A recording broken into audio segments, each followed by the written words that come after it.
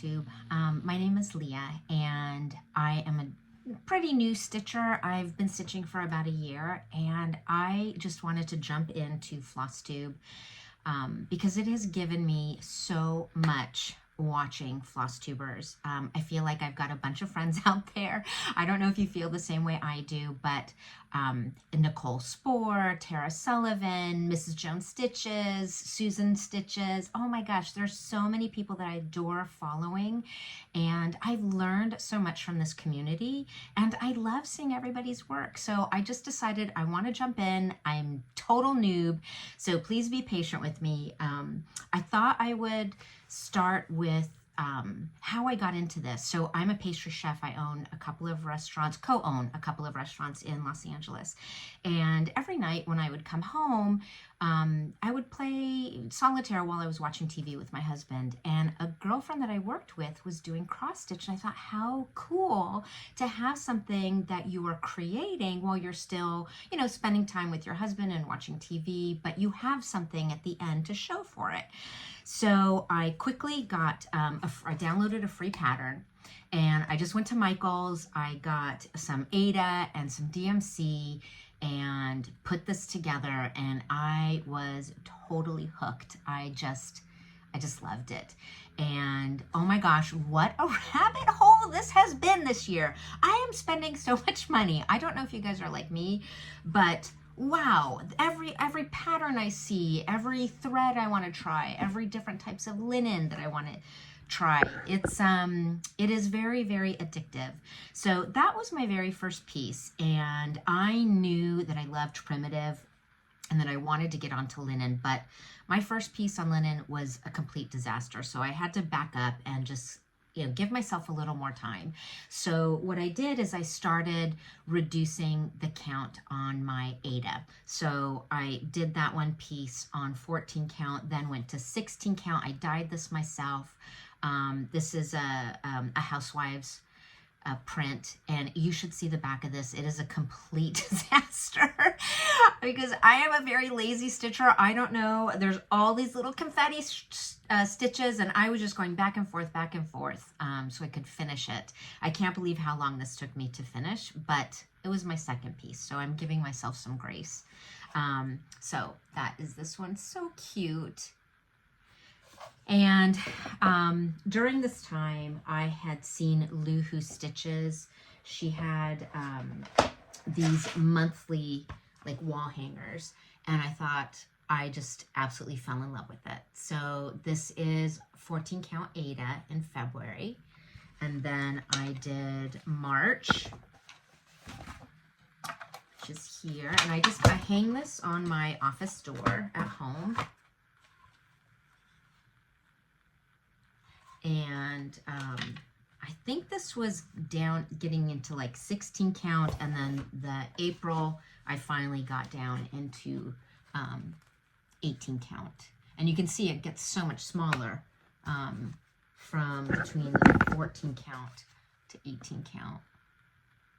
And after this, I was watching a cross stitcher. Her name is Susan X Can Stitch. I think I will put the contact information down below because she is the sweetest woman. I cannot believe the kindness in this community, because I had contacted her and asked her for information, and she was so kind, sharing information about silks and starting with linens and silks and stuff. And she had made this, and I just fell in love. And I had bought some even weave, and I thought, you know what, I am going to attempt even weave. And so, so I did. And the thing you should know about me is every single piece has a mistake in it somewhere.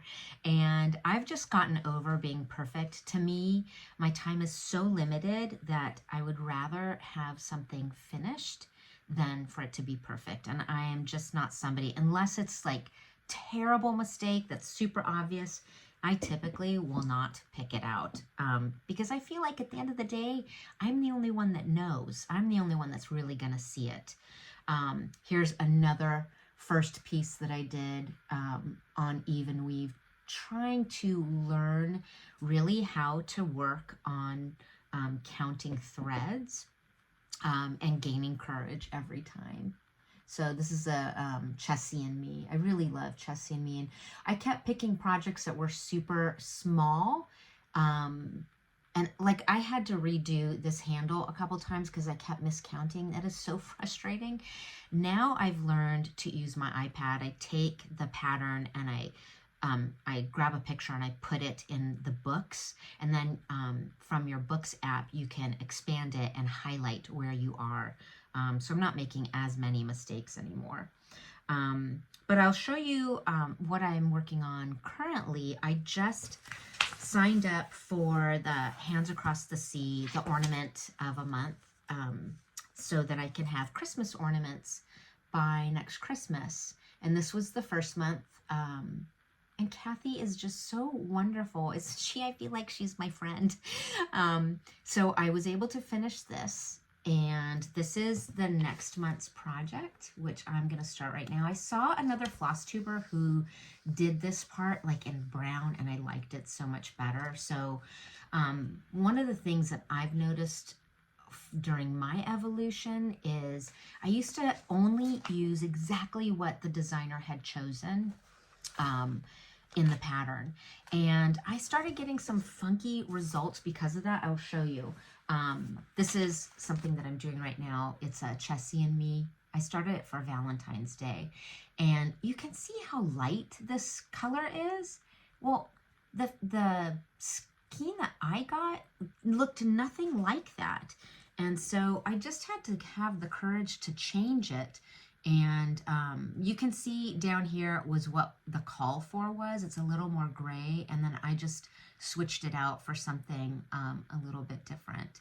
And I ran out of this Indian, I think it's called Indian Summer, or Indian Red, I don't remember, from Weeks.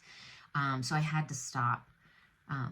But I just love how this is turning out. And I just got that back in stock, so I'm going to pick this back up again. But that's Chessie and Me. And was a really fun stitch. Right now I'm doing St. Patrick's Day. So I just finished this. I just happen to love Not Forgotten Farms. And this is, I think his name is Lucky O'Green. I don't remember.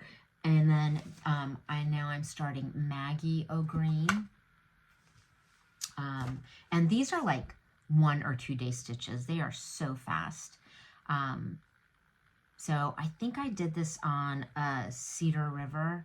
I'm so curious to know what your favorite linens are, because I am on this discovery journey buying all these different kinds of linens to find what is the best or the easiest. Everything so far has mostly been on 36 count because I want to use one strand because my stitches are a lot neater. But like when I do 40 count, sometimes like this is a 40 count, I find like it feels like I'm stitching with a chopstick. It's so thick going through those tiny, tiny little holes.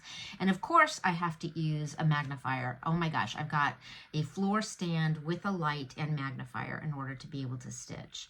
But I thought this was really cute. Major mistake right here. My bead does not line up, but whatever. I'm not changing it. I don't know if anybody would notice if I hadn't pointed it out. So I'm currently doing my first Hands Across the Sea. And this is where Susan was super helpful to me because I've never used 103s before. And on 36 count, that looks like a tiny little thread, and I like more vibrancy. And so I ended up getting the Soie d'Angers, and I am spoiled forever. First of all, I spent a fortune. These are less expensive than the oh my goodness, I can't think of the name, but these are only like $5.50 a skein instead of like $8 a skein for the oh my goodness, I can't remember. I'll have to edit this part out. Anyways, so this is my first Hands Across the Sea, And boy, was it a learning lesson. There's 10 colors in here, and I would do one color and then go back with the second color, and I would find mistakes, and I think I was being so careful, and I just fudged my way through it. And I feel like, okay, can you really tell? Not really, right? So I just let it ride, and I just feel like I am perfectly imperfect, and so is my work. So I'm just not going to be somebody who's going to rip things out when they're not perfect. If you kind of can't tell, it's sticking. So now that it feels like spring, like I said, I'm in Los Angeles and it just is beautiful here now. I thought I would show you some of the pieces that I had finished. This is with a needle and thread, I think. Oh my gosh, I will get better about putting the names of the patterns, but I just fell in love with this, that Hello Spring. And this I did on Ada, and I am not in love with that. I was in love with the pattern when I saw it, and it had the most beautiful green in the sample, and this skein was nothing like what was in the sample. It was much brighter, and so I don't really love this. It looks more fall colors to me than being very bright. Um, but these are some of the things that I have kitted up. I don't know if you, I'm sure everybody has seen this, a French rose. I just think that is so elegant, so pretty, and I had to wait for the Gloriana to come in stock, and I think I'm going to do it on this. This is 40 count alabaster by Weeks. I think that just looks very nice and feminine. I also ordered this Spring Quaker from Primrose. I love floss that has variegation, and this uses 3 skeins of this. I bought the whole kit, and it comes with 3 skeins of this, and I just love that variegation so much. So much better than DMC. I wouldn't use DMC if I didn't have to. I'm sure in certain applications it's okay, but I just love that variation. So it's always my preference to use hand dyeds. I saw this. I thought that was so cute. This is from Stitchers Through the Years. Bird and Flowers. I don't know. I love it. It looks like a gray flannel. Such a pretty design. Looks fast and quick. Then I saw Mrs. Jones Stitches do this, and I absolutely fell in love. So I did my own copy, and I kind of got stuck.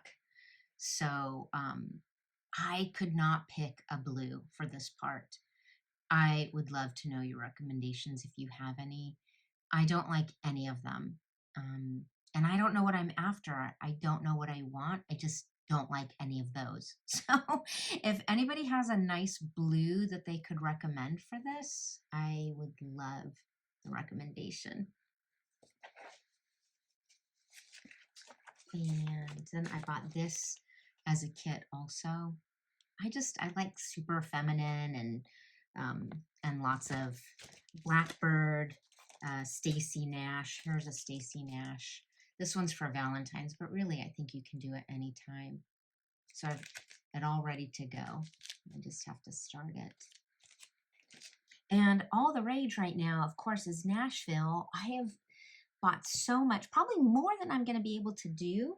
One of the things that I got when it came out was Teresa Kuget's design. I bought the whole package, and then at Nashville she came out with another piece which I like even better. So I'm going to have to buy that too. But I have a bunch of patriotic that I did this summer. This was in, I think, Cross Stitch magazine. My husband bought it for me. It was so sweet, and it was super quick, cute little stitch. And I bought this as a kit. This was the first time that I ever worked with silks, and it came from Country Sampler. And this is all over one. Good Lord, I have never done over one. I struggled so much. It is not my friend. This had to go in timeout for a while until I could come back to it because I was so frustrated. I'm still not good at it. There has to be a trick of reading the chart, and I would get so lost. I don't know. I need a lot of practice on over one. And then, of course, Blackbird's design. I just flipped out for this. But the part I liked the most was all the variegation in this border. So when I first started it, I only did one thread. You can see because I didn't pull it out. Like I said, I'm lazy. And I didn't think it was vibrant enough. So I ended up doing two threads. And I think I made a mistake on this flower with the colors. But whatever, it's staying. And I put my husband's initials, SN, and then mine, LN, in it, which I thought was really cute. And lastly, I thought I would just show you some haul that I got in like the last 2 days, because I get haul probably every week, which is ridiculous, but I'm building a collection, right? I am in the Color and Cotton Neutrals Club, and I just got this today, Wood Smoke. And it's just a really pretty color. I always get 36 count. That's like a safe space for me. And then I am also in the Heartland Quilts Lady Dot monthly club, because it always is like you get to the end of a project and you need to find like that perfect color and you don't have it. So I just want to have a stash that I can pull from. So this was, I think, February. I don't know. One is February, one is March. This is February. And it's just a pretty like neutral, like ivory color. And then I think this one, yeah, this is March, which is perfect for like Easter coming up. And you get the chenille, you get the little dot trim, and the rickrack. And then I also got, Lady Dot had this cool vintage tinsel that I used for this. And I hope to use more of it. I just think it's so perfect for Christmas. Just super Christmassy. And then I bought some other colors. I love chenille, like for doing pillows. So I got this peony, and I would say my very favorite finish on pillows are when you do the ruching. So this is Grubby Lilac, which I think is pretty. Cherry Blossom, which you saw I did a little bow on that Be Mine little Valentine pillow. Creamsicle. I was just in the mood for spring colors. Grubby Chick. Mossy. And this is Grubby Crushed Berries. And, oh, this one, let's see. This one's like a very antique-y color. It's honeycomb. It's really pretty. So thank you for coming on this first Flosstube with me.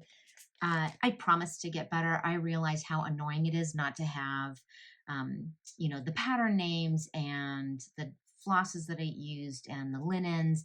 I am going to add all that information below. So if you are interested, it will be there. And I just want to thank all the Flosstubers that have been doing this, who inspire me every single day. I forgot to mention Shady Grove Stitcher. She was so kind when I contacted her, and was so supportive. And here I am with my first Flosstube. Tattooed Stitcher, I just think she is so adorable. I feel like we're friends. I love hearing when she talks about her kids and catching up with, you know, what project she's on. And Red Velvet Quilts, she's awesome. Seattle Stitcher, just really a lovely community that I'm very pleased to join in with. So until next time, thank you.